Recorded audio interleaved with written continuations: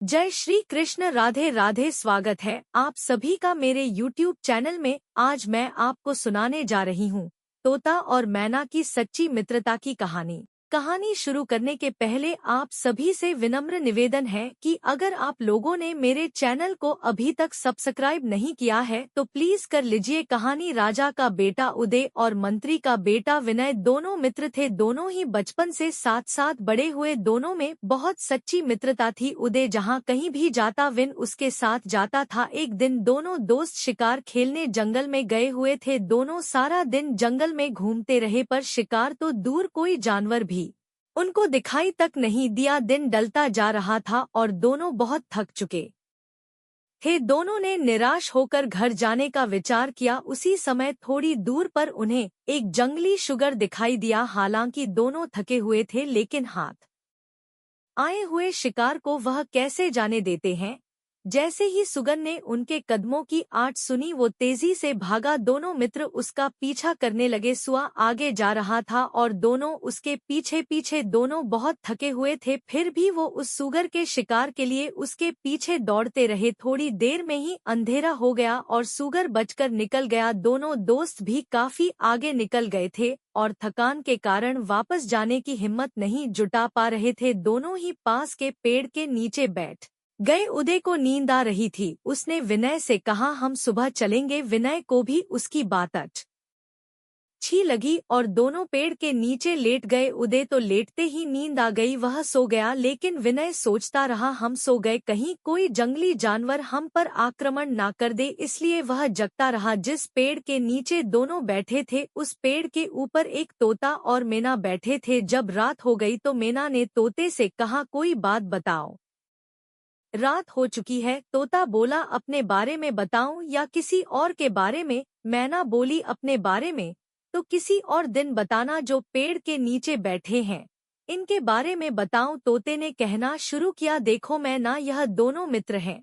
इनमें एक राजा का पुत्र है और दूसरा मंत्री का। यह जो राजा का पुत्र है इस पर बहुत बड़ी मुसीबत आने वाली है। कुछ ही दिनों बाद इसकी शादी होने वाली है। मैना बोली शादी में मुसीबत कैसी। तोता बोला सबसे पहले मुसीबत तो तब आएगी जब बारात जाएगी। जब बारात रास्ते में एक सूखी नदी पार करेगी बाराती तो सब निकल जाएंगे, लेकिन जब दूल्हे की पालकी निकलेगी तो नदी में पानी आ जाएगा और पालकी बह जाएगी। अगर कोई सुन रहा हो तो एक काम करे, बारात के नदी पार करने से पहले पालकी को पार करा दे, इससे राजकुमार बच गया। तो दूसरी मुसीबत आएगी जब बारात नगर में पहुंचेगी और पालकी को मंडप से उतारा जाएगा तो अचानक कहीं से शेर आ जाएगा और दूल्हे पर हमला कर उसे मार देगा। अगर कोई सुन रहा हो तो कोई सावधान रहे और उस शेर को मार दे। जब राजकुमार इससे भी बच जाएगा तो एक आपतन बारात लौट कर आएगी तो एक बरगद के पेड़ के नीचे ठहरेगी। राजकुमार भी एक और लेट जाएगा, लेकिन जैसे ही वह लेटे पेड़ की एक डाल टूटकर राजकुमार पर गिरेगी और वह मर जाएगा। अगर कोई सुन रहा हो तो एक काम करे, बारात को वहीं छोड़कर राजकुमार को थोड़ा आगे ले जाए और दूसरे पेड़ के नीचे ठहर जाए।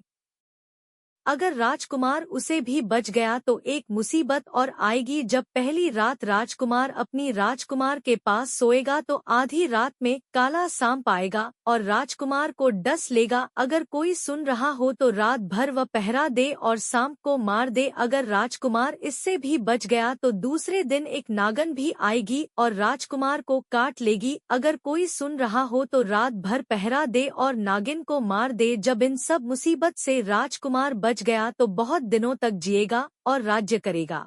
लेकिन एक बात और मैना, यदि कोई सुन रहा हो तो यह बात किसी को ना बताए वरना वो पत्थर का बन जाएगा। मैना ने पूछा यदि वह पत्थर का बन जाएगा तो फिर से आदमी कैसे बनेगा। तोता बोला हाँ बन सकता है, यदि राजकुमार अपने होने वाले पहले लड़के का खून उस पत्थर पर डाले तो वह आदमी जीवित हो जाएगा। इतना कहकर तोता चुप हो गया। रात भी चुकी थी। विनय सोच में पड़ गया पर अंदर ही अंदर खुश भी था कि वह अपने दोस्त की जान बचा पाएगा। दिन निकला, दोनों दोस्त अपने नगर को लौट आए। कुछ दिनों बाद उदय के विवाह की तैयारी होने लगी। ठीक समय पर बारात रवाना हुई। बने भी साथ चलते चलते रास्ते में सूखी नदी पड़ी। विनय तो पहले से ही तैयार था, उसे सब कुछ पता था। विनय ने आगे बढ़ते हुए कहा कि पहले पालकी को आगे निकाल दो। जैसे ही पालकी दूसरी तरफ पहुंची कि नदी में बाढ़ आ गई। जरा सी देर हो जाती तो पालकी डूब जाती और राजा का लड़का मारा जाता। विनय ने सोचा चलो पहली बला तो टली, बारात खुशी खुशी आगे चले। जैसे ही बारात नगर में पहुंची, राजकुमार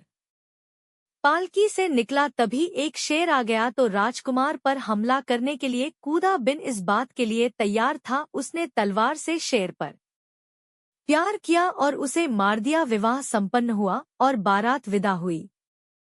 चलते चलते रास्ते में घना बरगद का पेड़ था, उस बारात उसी के नीचे ठहर गई। लेकिन विनय ने उदय से कहा चलो हम लोग आगे चले। 4 कदम पर ही इससे भी बढ़िया जगह है। वह 2 कदम ही चले थे कि उस पेड़ से एक शाखा टूट कर वही गिरी जहां पहले बैठा उदय, जहां पर बैठा था। लेकिन अगर उदय वहां से नहीं उठता तो शाखा उसके सिर पर गिरती और वह मर जाता। बारात लौटकर घर आई। बन ने सोचा अब 2 तो मुसीबत रह गई है। राजकुमार कोडोट इससे भी बचाना चाहिए, पर राजकुमार और राजकुमारी के कमरे में मैं छिपकर कैसे जाऊंगा? यदि उदय ने मुझे देख लिया तो वह मेरे बारे में क्या सोचेगा? कहेगा कि मैंने उसे धोखा दिया है और बदनामी होगी सु अलग से। लेकिन कुछ भी तो हो, अपने दोस्त की जान तो बचानी पड़ेगी। ऐसा सोच विनय पहले से ही राजकुमार के कमरे में जाकर छिप गया। आधी रात हुई। राजकुमार और राजकुमारी दोनों गहरी नींद में सो रहे थे। तभी एक काला सांप आया और राजकुमारी की तरफ बढ़ने लगा। राजकुमार की तरफ बढ़ने लगा। विनय तो पहले से ही ताक में बैठा था, उसने तलवार निकाली और सांप के टुकड़े कर ढाल के नीचे छुपा दिया। चुपचाप दरवाजा खोलकर बाहर आया और घर के बाहर आकर के सो गया। दूसरे दिन भी विनय राजकुमार के कमरे में छिप गया। आधी रात में राजकुमारी की बगल से होती हुई एक काली नागिन राजकुमार की ओर बढ़ रही थी। तभी विनय ने अपनी खंजर से उस पर हमला किया और उसे काट दिया। नागिन के खून की एक बूंद छिटक कर राजकुमारी के गाल पर जा गई थी। अब विनय ने सोचा यदि यह खून राजकुमारी के मुंह में चला गया तो राजकुमारी मर जाएगी। उसने सोचा यदि किसी कपड़े से इसे साफ करूं तो राजकुमारी जाग जाएगी। वह आहिस्ता से राजकुमारी की तरफ बढ़ा और जैसे ही उसने खून साफ करने के लिए अपना हाथ बढ़ाया, उदय सिंह जाग गया। विनय को इस अवस्था में देखकर उसका खून खोल उठा। बोला धोखेबाज कपटी, बता तू इस समय यहाँ क्यों आया है? राजकुमारी पर इस तरह क्यों झुका है? और उसने तलवार उठाकर विनय पर तान दी। विनय चुपचाप खड़ा था। उदय ने क्रोध से कांपते हुए कहा जल्दी बता, नहीं तो इस तलवार से अभी तेरे टुकड़े कर दूंगा। विनय सोच में पड़ गया, अगर मैं इसे बता दूं तो मैं पत्थर का बन जाऊंगा और यदि नहीं बताऊंगा तो यह मुझे मार देगा और बदनाम होगी। सो अलग उधर राजकुमार का संदेह बढ़ता जा रहा था। दांत पीसकर वो बोला दोस्ती का यह बदला मुझे तुझे ऐसी उम्मीद नहीं थी। विनय बोला उदय मैं तुम्हें कभी धोखा नहीं दे सकता। सता तुम मेरे सच्चे दोस्त हो और मैंने तुम्हारा नमक भी खाया है, लेकिन बस तुम मेरे आने का कारण मत पूछो। बस यह समझ लो कि मैंने तुम्हें धोखा नहीं दिया है। लेकिन उदय ने अपने गुस्से में एक ना सुनी और बोला मैं आखिरी बार पूछता हूँ, बताओ, नहीं तो मेरी तलवार होगी और तेरा सिर। विनय क्या करता, उसने सारे बात उदय को बताई और वह मरी हुई नागिन ढाल के नीचे मरा नाग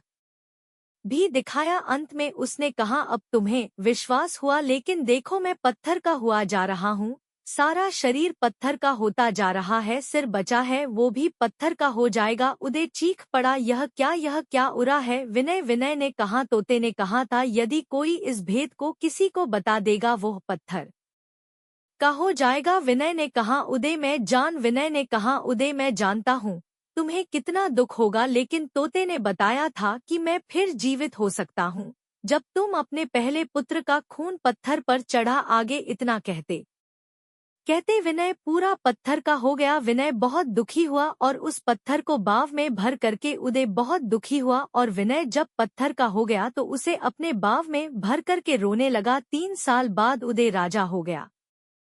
लेकिन विनय की याद उसे सताती रही। ना उसका मन खाने पीने में लगता और ना ही राजकाज में लगता था। कुछ दिनों बाद उदय के एक लड़का हुआ। सारे राज में खुश मनाई जा रही थी, पर उदय को विनय की वो अंतिम बात याद आई। मैं फिर से जीवित हो सकता हूँ यदि तुम अपने पहले लड़के का खून मुझ पर चढ़ाओगे। उदय के सामने परीक्षा की घड़ी थी और अपने पुत्र और दूसरी तरफ मित्र था। उसने रानी से कहा, तुम्हें याद है विन ने उस रात क्या कहा था? रानी के चेहरे के रंग उड़ गए, वह कांपने लगी। उदय ने कहा, विनय को जिंदा करना होगा। रानी ने चुपचाप नवजात शिशु को राजा के हाथ में थमा दिया। राजकुमार ने उसे पत्थर पर लिटाया तो तलवार निकाली, लेकिन उसका हाथ नहीं चला। शिशु मुस्कुरा रहा था और रानी सन्न बैठी थी। उदय ने दोबारा तलवार उठाई, पर उससे हाथ कांपने लगे और तलवार हाथ से छूटकर बच्चे की उंगली पर जा गिरी। उंगली कट गई और खून निकलकर उस पत्थर पर पड़ा, जिससे धीरे धीरे बिन पत्थर से इंसान होने लगा। थोड़ी देर में विनय जिंदा हो गया। उदय ने उसे उठाया और दोनों मित्र गले पर लगे देर तक गले लगे रहे। फिर दोनों खुशी खुशी राजमहल में गए और सुखपूर्वक अपने राज्य में ध्यान देने लगा। उदय सिंह और विनय उनका मंत्री बन गया। दोस्तों, यह सच्ची कहानी है। मित्रता हो तो विनय और उदय जैसी सच्ची मित्रता हमेशा साथ देती है। सच्चा मित्र हमेशा साथ देता है। इसी प्रकार से मित्रता होनी चाहिए। बहुत ही ज्ञानप्रद कहानी है। वीडियो को ज्यादा से ज्यादा शेयर करें, चैनल को सब्सक्राइब करें, कमेंट में बताइएगा कहानी आपको कैसी लगी। जय श्री कृष्ण।